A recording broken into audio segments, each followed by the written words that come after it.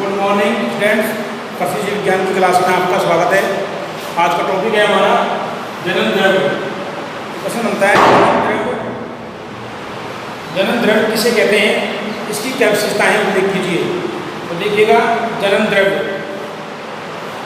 किसी फसल की विभिन्न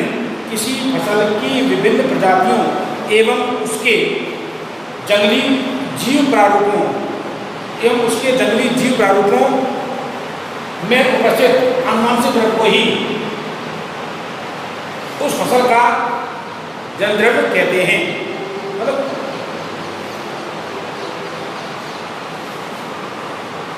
इसमें देखें, किसी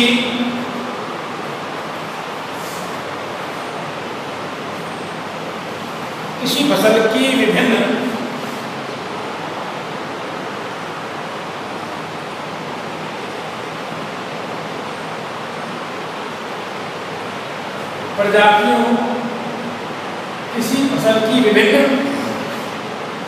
प्रजातियों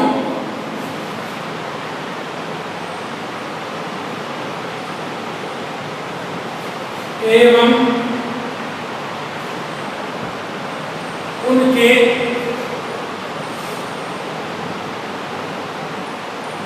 जंगली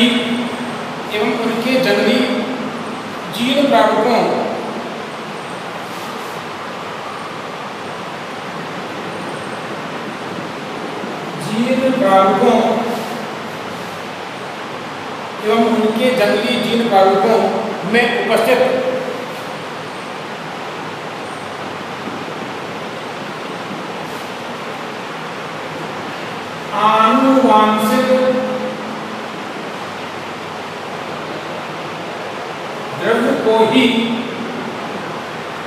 आनुवांशिक द्रव्य को उस फसल प्रजाति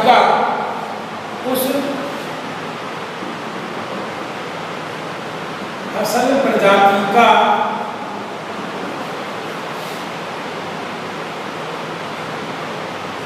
जनन द्रव्य कहते हैं।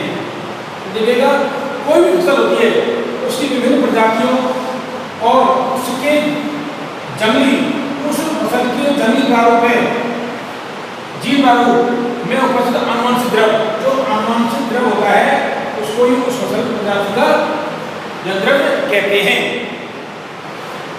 जनन द्रव्य को आनुवांशिक संसाधन भी कहते हैं। जनन द्रव्य को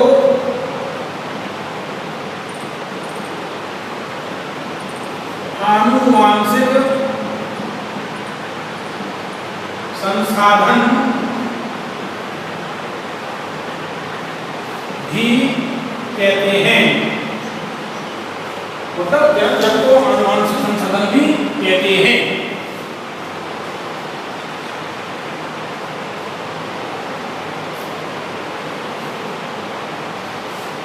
आनुवांशिक द्रव्य को आनुवांशिक संसाधन भी कहते हैं। अब देखिएगा, भारत में जनन द्रव्य का संगठन एवं संरक्षण करने का कार्य कौन से संस्थान द्वारा किया जाता है?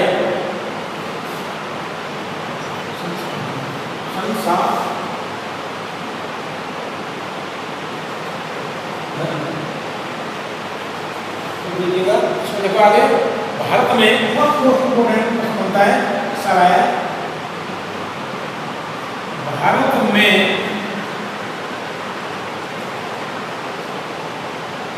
जनन द्रव्य को एकत्रित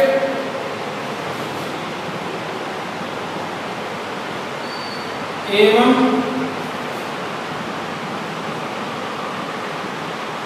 संरक्षित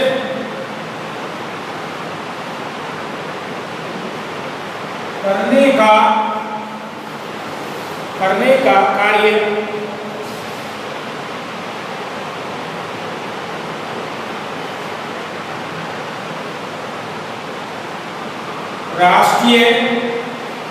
राष्ट्रीय पादप आनुवंशिक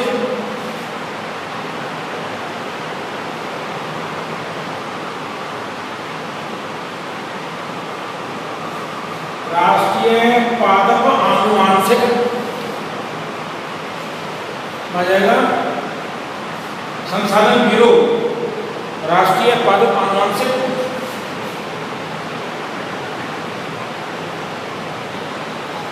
संसाधन ब्यूरो,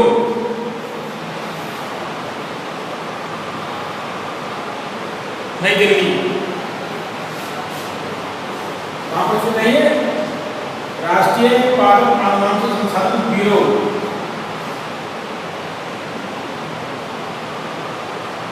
नई दिल्ली के द्वारा इकट्ठा किया जाता है, नई दिल्ली के द्वारा किया जाता है। तो इस साल प्रश्न आया था कि जन द्रव्य को संरक्षित करने का कार्य किस संस्थान द्वारा किया जाता है, नाम बताइए। इसका पूरा नाम क्या होगा? राष्ट्रीय पादप आनुवांशिक संसाधन ब्यूरो, इसे बोलते हैं NBPGR,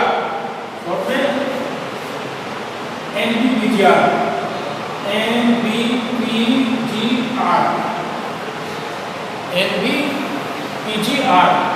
national bureau of plant genetic resource. तो जन द्रव्य किसी फसल की विभिन्न प्रजातियों, कोई फसल है उसकी अनेक प्रजातियां और उसके जंगली जीव प्ररूपों में उपस्थित है या जंगली जीव प्ररूपों में पाए जाने वाले आनुवंशिक द्रव्य को ही उस फसल प्रजाति का जन द्रव्य कहते हैं। इसे आनुवंशिक संसाधन कहते हैं। ये एक प्रकार से आनुवंशिक संसाधन होता है। इसको संरक्षित एवं एकत्रित करने का कार्य NBPGR द्वारा किया जाता है, जो कि ये संस्थान नई दिल्ली में है, राष्ट्रीय पादप आनुवंशिक संसाधन ब्यूरो। इसके बाद में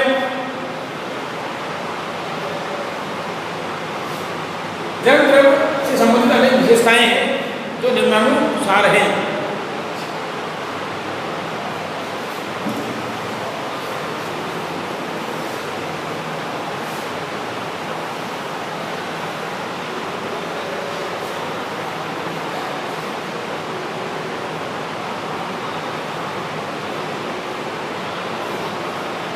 देखिएगा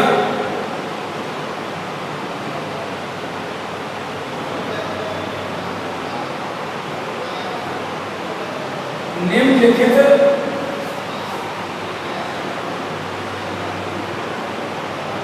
विशेषताएं जन्म द्रव्य से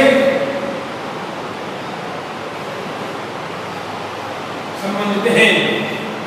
पहली है इसमें कि जन द्रव्य से संबंधित निम्न विशेषताएं। देशी किस्में,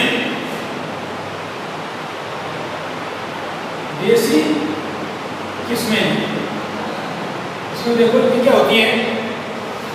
देखिए, वह किस्म जो किसी पादप प्रजनक द्वारा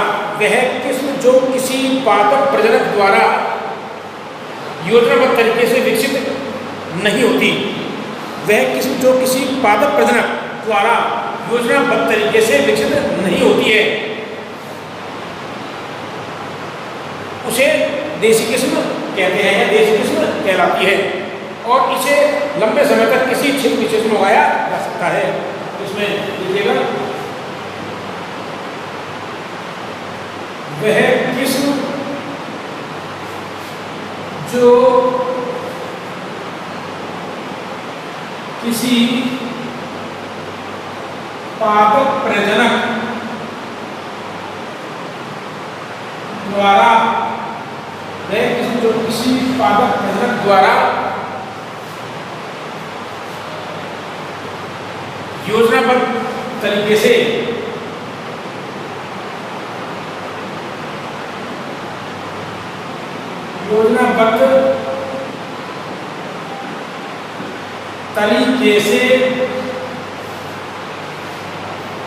योजनाबद्ध तरीके से विकसित नहीं होती है,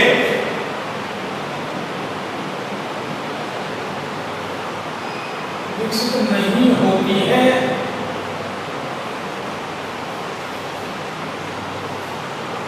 देशी किस्म कहलाती है। देशी किस्म कहलाती है। वह किस्म जो किसी पादप प्रजनक द्वारा योजनाबद्ध तरीके से या योजनापूर्ण तरीके से उत्पन्न नहीं की जा सके या विकसित नहीं की जा सके, उसे देशी किस्म कहते हैं। देशी किस्म को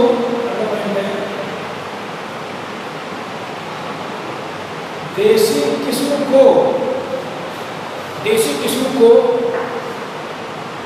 किसी देशी किस्म को लंबे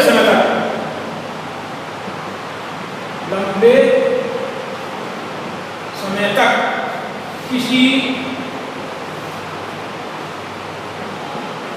क्षेत्र विशेष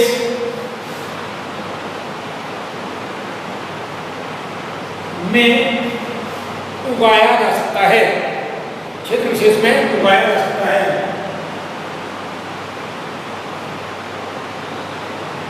उगाया जा सकता है। देशी किस्म को किसी क्षेत्र विशेष में उगाया जा सकता है, लंबे समय तक उगाया जा सकता है। अब आती है पुरानी अप्रचलित किस्में। पुरानी अप्रचलित किस्में, तो पुरानी किस्में जिनका प्रचलन अब नहीं है, इसमें देखें पुरानी अप्रचलित किस्में।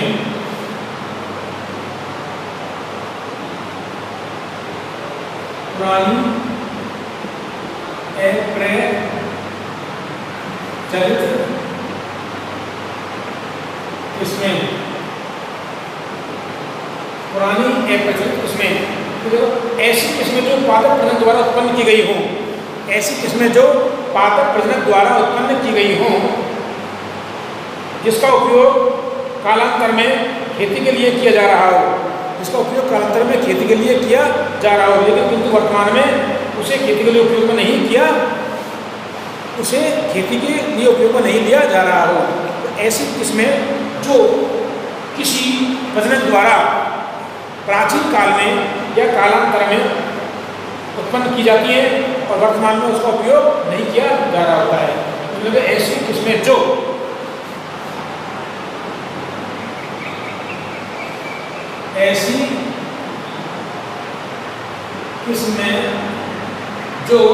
किसी पादप प्रजनक द्वारा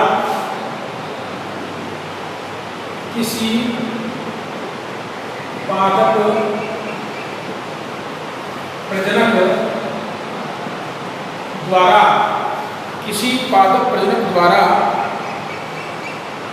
उत्पन्न की गई हो,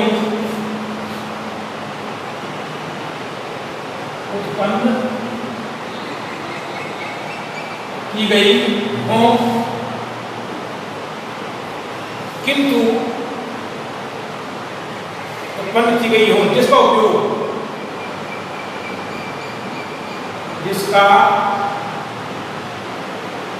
उपयोग कालांतर में किया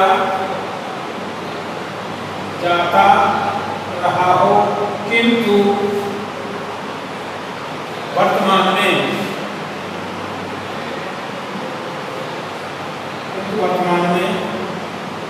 उनका उपयोग नहीं हो रहा हो, तो उन्हें पुरानी अप्रचलित किस्में कहते हैं। तो ऐसी किस्में जो किसी पादप प्रजनक द्वारा उत्पन्न की गई हो, जिसका उपयोग कालांतर में किया जाता रहा हो, किंतु वर्तमान में उनका उपयोग अब नहीं किया जा रहा है, उन्हें पुरानी अप्रचलित किस्में कहते हैं। अब आते तीसरी खेती के लिए उपयोग में ली जा रही किस्में। तीसरी है खेती के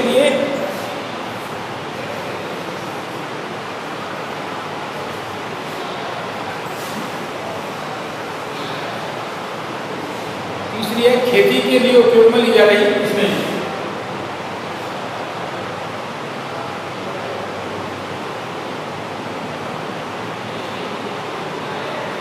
खेती के लिए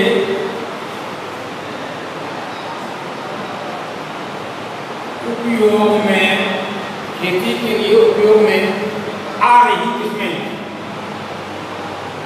आ रही किस्में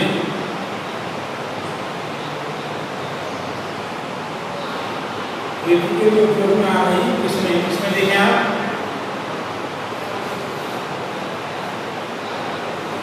वे किस्में जो उत्पादन एवं गुणवत्ता में, वे किस्में जो उत्पादन एवं गुणवत्ता में जीवों का उत्तम स्रोत होती हैं, जीवों का उत्तम स्रोत होती हैं और जिन्हें किसी नए क्षेत्र में ले जाकर सीधे खेती के लिए उपयोग में लिया जाता है। इन्हें नए क्षेत्र में ले जाकर खेती के उपयोग में लिया जाता है, तो उन्हें बोलते हैं खेती के लिए उपयोग में आ रही किस्में। इसमें देखिए वे किस्में जो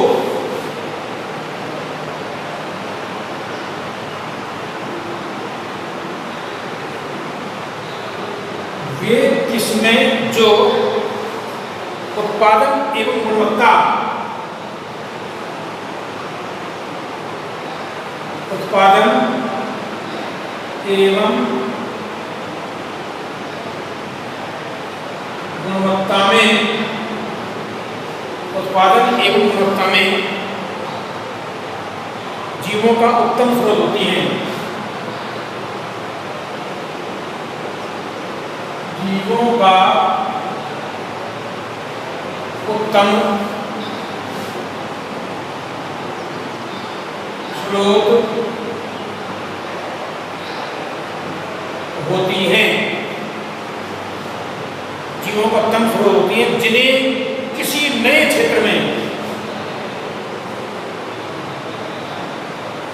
जिन्हें किसी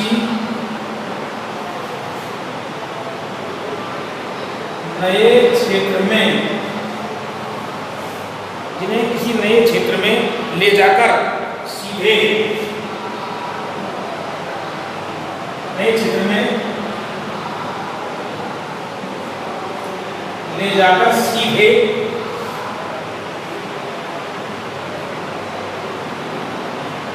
खेती के, सीधे खेती के लिए उपयोग में ले जाता है, खेती के लिए उपयोग में लिया जाता है। किसमें क्या कहलाता है? खेती के लिए काम आ रही किस्में, तो खेती के लिए उपयोग में आ रही किस्में, तो ऐसी किस्में और ये किस्में जो उत्पादन एवं गुणवत्ता, जिनका उत्पादन भी अच्छा हो और उनकी गुणवत्ता भी अच्छी हो, तो जीवों के लिए उत्तम स्रोत होती हैं। उत्पादन और गुणवत्ता में जीवों के लिए उत्तम स्रोत होती हैं, जिन्हें किसी नए क्षेत्र में ले जाकर, जिन्हें किसी नए क्षेत्र में ले जाकर सीधे खेती के लिए उपयोग में लिया जाता है। वर्तमान में जो चल रही है, चौथा है प्रजनन समष्टियां लाइन्स। इसमें जाएगा आपको जन्म द्रव्य से संबंधित चौथी विशेषता है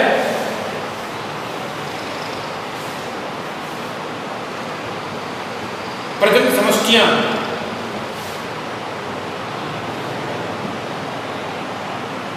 प्रजनन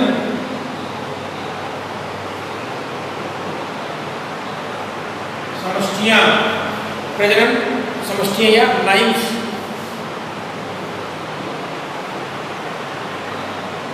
या लाइन्स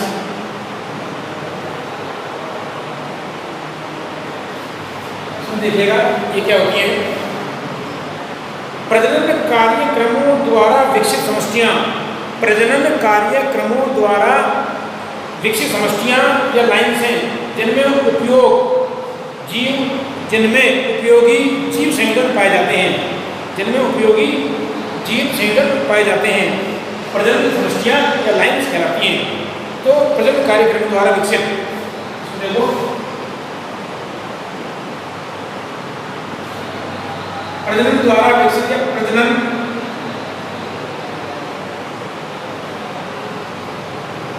कार्यक्रमों द्वारा विकसित प्रजनन द्वारा या प्रजनन कार्यक्रमों द्वारा विकसित समष्टियां या लाइन्स, समष्टियां या लाइन्स जिनको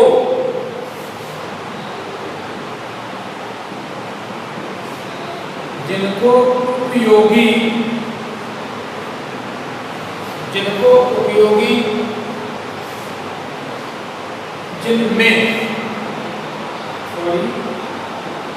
जिनमें उपयोगी जीन संयोजन पाए जाते हैं, प्रजनन समस्या लाइन्स कहलाती हैं। प्रजनन समस्या लाइन्स कहलाती हैं। तो प्रजनन द्वारा या प्रजनन कार्यक्रमों द्वारा विकसित समस्याएं ऐसी समस्याएं होती हैं जिनमें उपयोगी जीन संयोजन पाए जाते हैं, कहलाती है प्रजनन समस्या कहलाती हैं। पांचवी है जंगली प्रारूप या जंगली संबंध। पांचवी जनगणना की विशेषता है जंगली प्रारूप।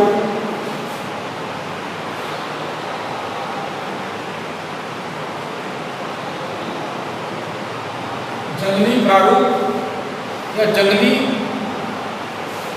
या जंगली संबंधी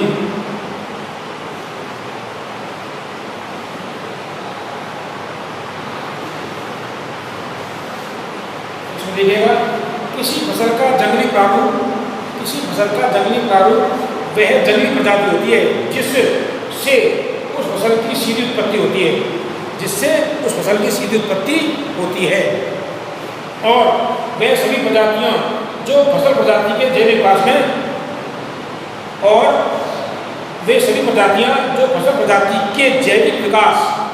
जैविक विकास के दौरान पूर्वज प्रजाति रही हों। इसमें देखिएगा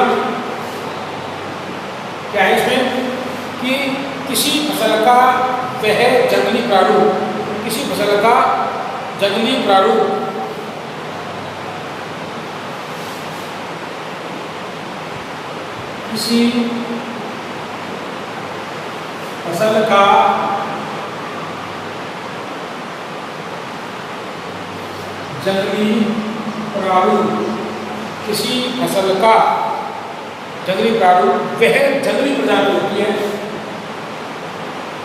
वह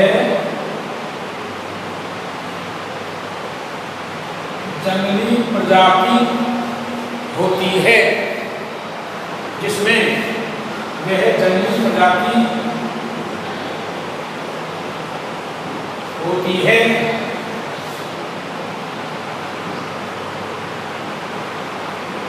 जिसमें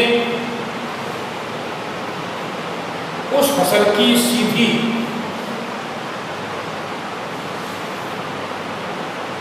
जिससे उस फसल की सीधी उत्पत्ति होती है,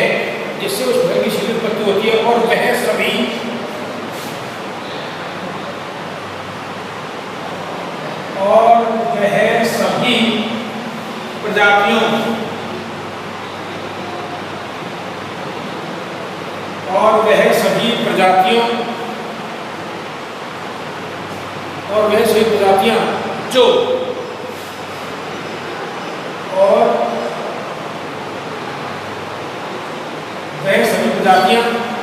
जो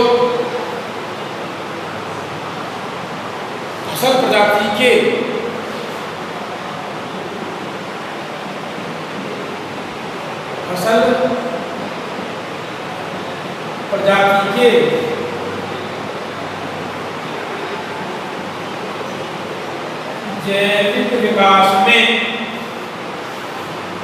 जैविक विकास के दौरान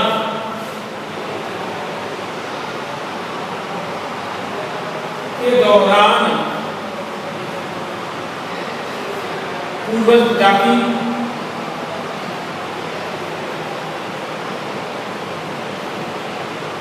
रही हो तो जंगली प्रारूप कहलाती है। अतः जंगली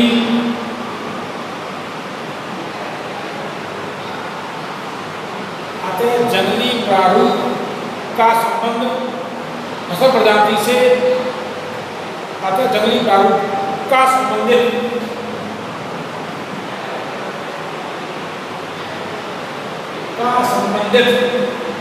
जंगली प्रारूप का संबंधित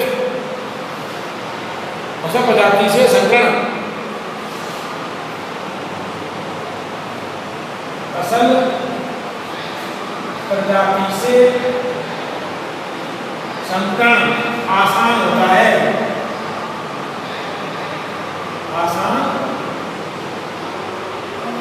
है, तो किसी फसल का जंगली प्रारूप वह जंगली प्रजाति होती है जिससे उस फसल की सीमित उत्पत्ति होती है।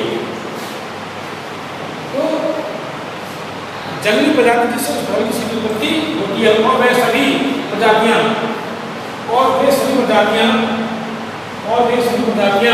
तो फसल प्रजाति के जैविक विकास के दौरान पूर्वज जाति रही हो, उसकी पूर्वज जाति रही हो। अतः जंगली प्रारूप का संबंधित फसल प्रजाति से संकरण आसान होता है। ये भी एक महत्वपूर्ण विशेषता है। अब आती छठी विशिष्ट आनुवंशिक स्टॉक।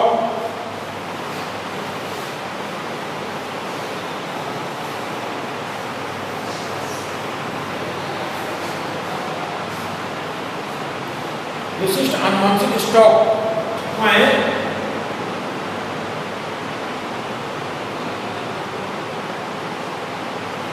विशिष्ट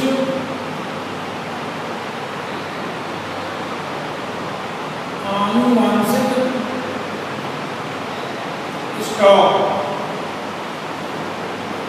इसमें देखिएगा इसके अंतर्गत परिवर्तन समष्टियां, क्रोमोसोमीय विघटन युक्त लाइनें और आनुवंशिक चिन्ह युक्त लाइनें सम्मिलित होती हैं। देखो इसके अंतर्गत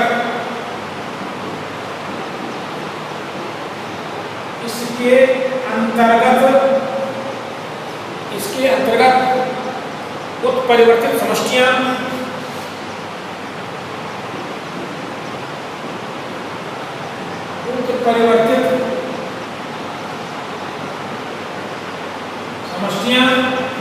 लाइन में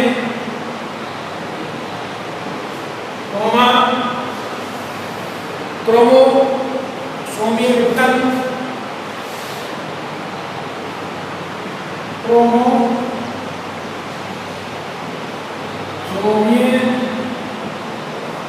विघटन, और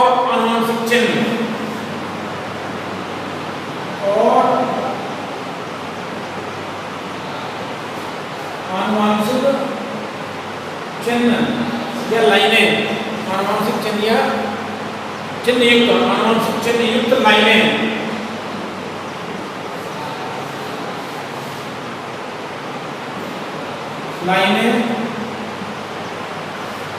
सम्मिलित होती है। समष्टियां, क्रोमोसोमीय विघटन और आनुवंशिक चिन्ह युक्त लाइनें सम्मिलित होती हैं। तो ये विशेषताएं थी जन्म द्रव्य से संबंधित। अब आता है ग्राम्यन के आधार पर जन्म द्रव्य कितने प्रकार का होता है। ग्राम्यन के आधार पर जन्म द्रव्य कितने प्रकार का होता है। इसमें ग्राम्यन के आधार पर जन्म द्रव्य कितने प्रकार का होता है।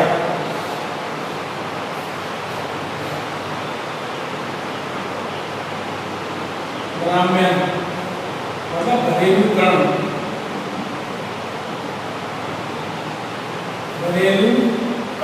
के आधार पर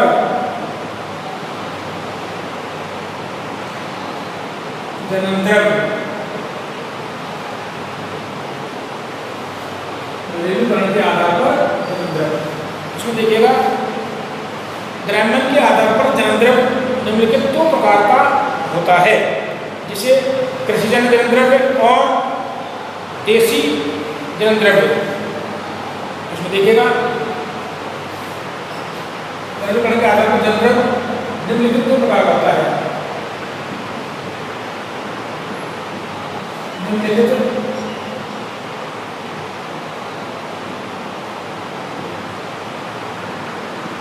दो प्रकार का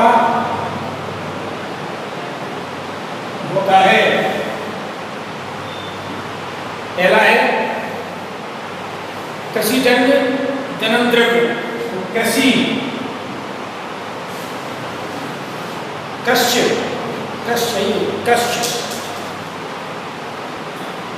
जननद्रव्य।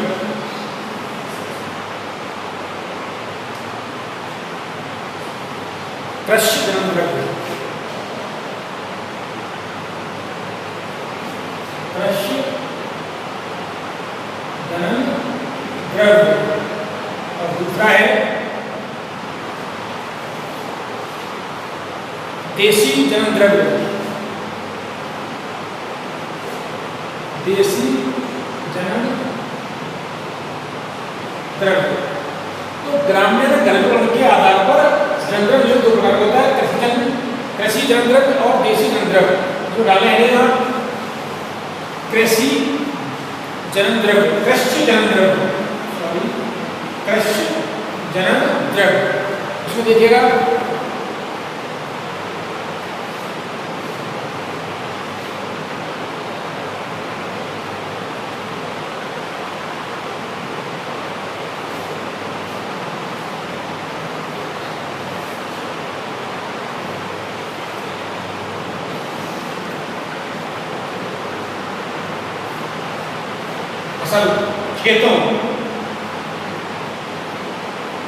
खेतों में उगाई जाने वाली, खेतों में उगाई जाने वाली प्रजातियां, खेतों में उगाई जाने वाली प्रजातियां जननद्रव्य कहलाती हैं। खेतों में उगाई जाने वाली प्रजातियां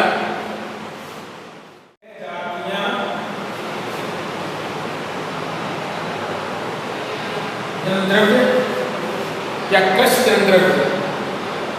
प्रजातियां कृषि जननद्रव्य, कृषि जननद्रव्य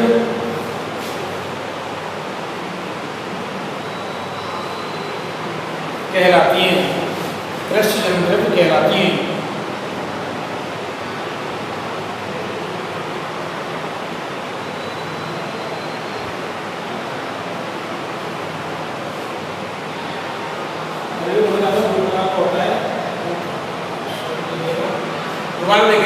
ग्रामीण घरेलूकरण के आधार पर जननद्रव्य दो प्रकार होता है। पहला कृषि जननद्रव्य और दूसरा देखें इसमें, दूसरा इसमें जंगली जननद्रव्य। जंगली जननद्रव्य जो हमने देसी जननद्रव्य बताया था,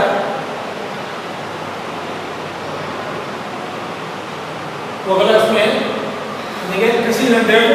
ये क्या होता है, इसमें देखो जंगल में उगने वाली प्रजातियां वन में, इसमें देखो जंगल में उगने वाली प्रजातियां, जंगल में उगने वाली प्रजातियां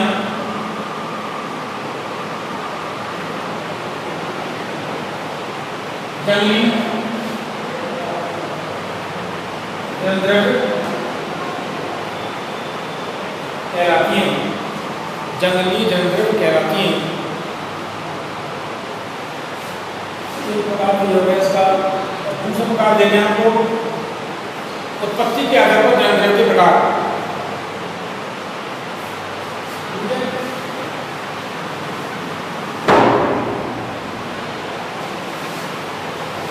ये तो घरेलू के आधार पर हो गए। अब आता है उत्पत्ति के आधार पर।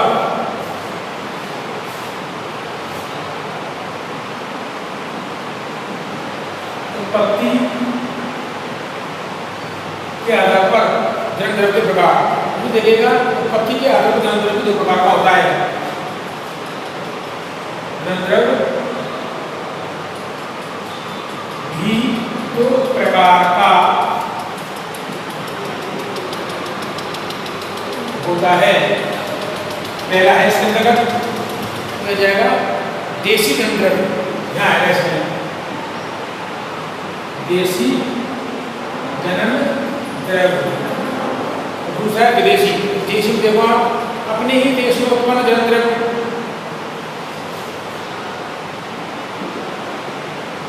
अपने ही देश में उत्पन्न जन्मद्रव्य देशी जन्मद्रव्य कहलाता है। अपने ही देश में उत्पन्न जन्मद्रव्य देशी जन्मद्रव्य कहलाता है। दूसरा है विदेशी जन्मद्रव्य।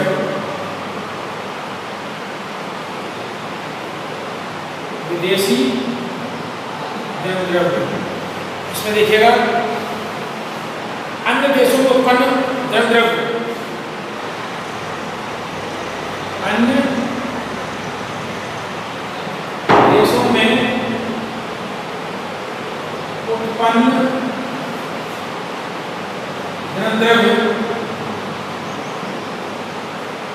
विदेशी जन्मद्रव्य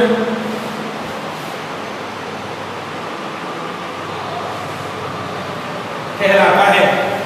मतलब अन्य देशों में या विदेशों में उत्पन्न जन्मद्रव्य कहलाता है, विदेशी जन्मद्रव्य कहलाता है।